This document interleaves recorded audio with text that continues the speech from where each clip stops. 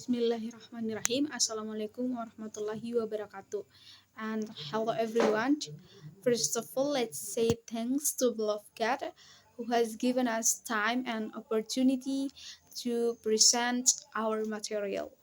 And secondly, thank you to Ma'am Agemi who has given us time and chance to present our material. So we are from group 8.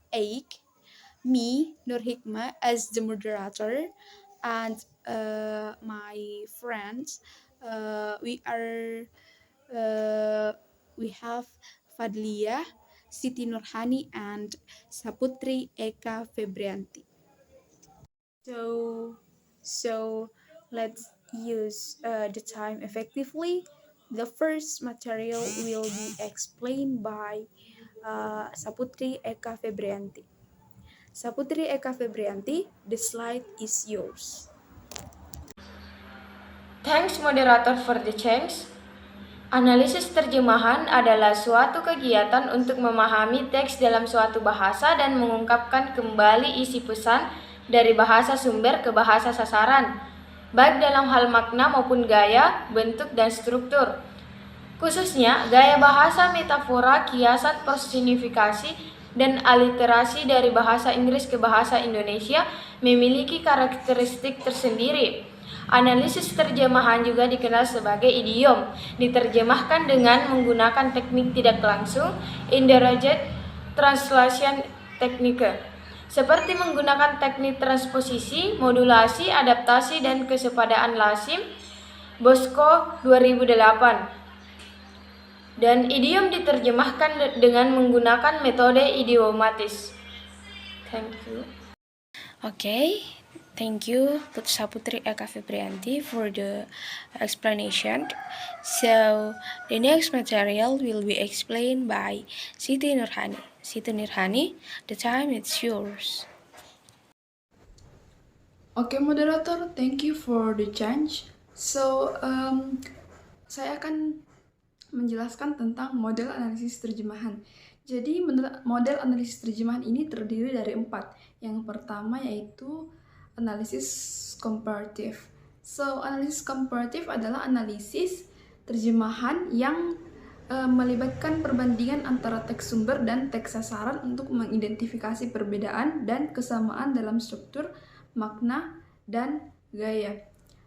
Analisis komparatif ini bertujuan untuk mengidentifikasi perbedaan dan kesamaan antara terjemahan, mengukur kualitas relatif, dan mengevaluasi pilihan penerjemahan.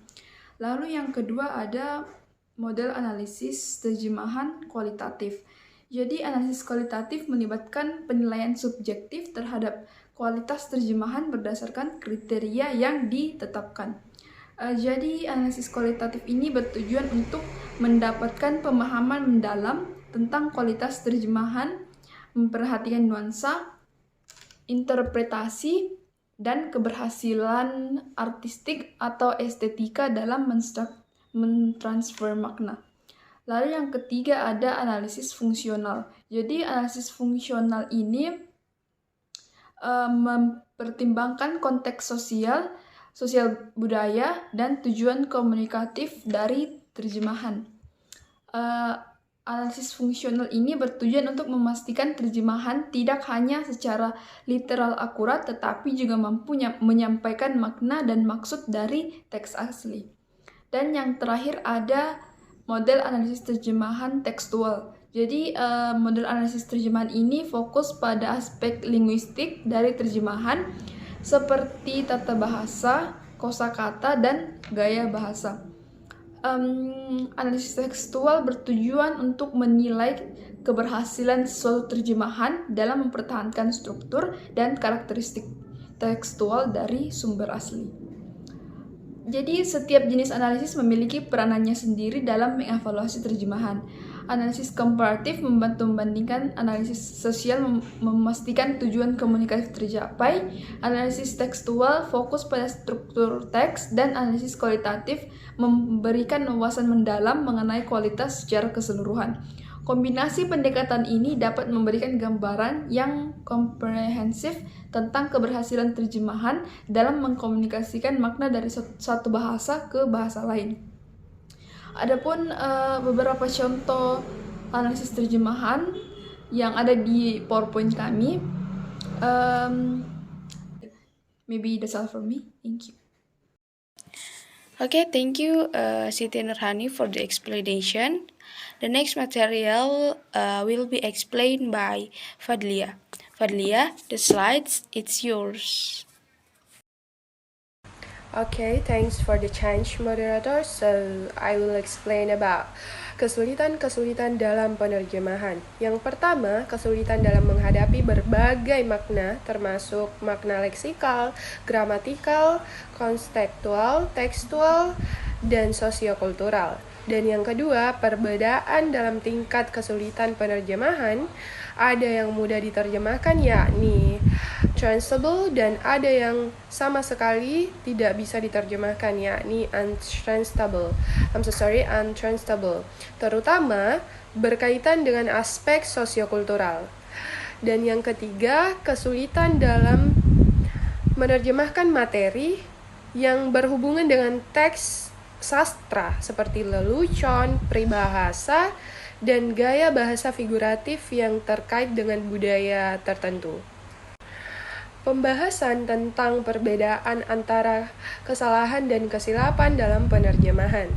Klarifikasi kesilapan dalam 3 kategori, termasuk kesalahan yang disebabkan oleh pemerolehan gramatikal yang kurang baik, situasi mengajar dan belajar, serta masalah kemampuan atau kinerja penerjemah.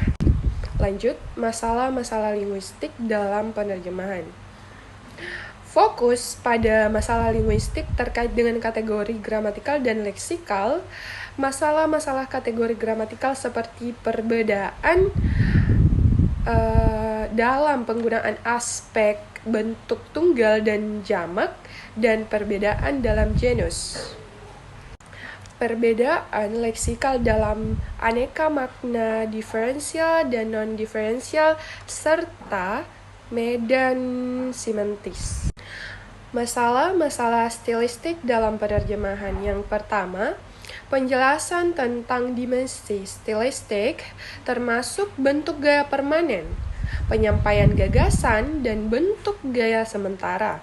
Kedua, pentingnya penerjemah memahami variasi gaya dalam teks sumber, termasuk pemahaman terhadap karakter dan dialek dalam novel atau gaya dalam teks pidato, hukum, ekonomi, teknik, dan iklan. Semua poin-poin ini memberikan wawasan tentang kompleksitas penerjemahan, baik dari segi makna, struktur, gramatikal, leksikon, maupun elemen-elemen stilistik dalam teks sumber. Terima kasih, and I will give back to the moderator. Okay, thank you, Fadlia, for the explanation. So, the last material will be explained by me. Guys, the last material about manfaat dari analisis terjemahan.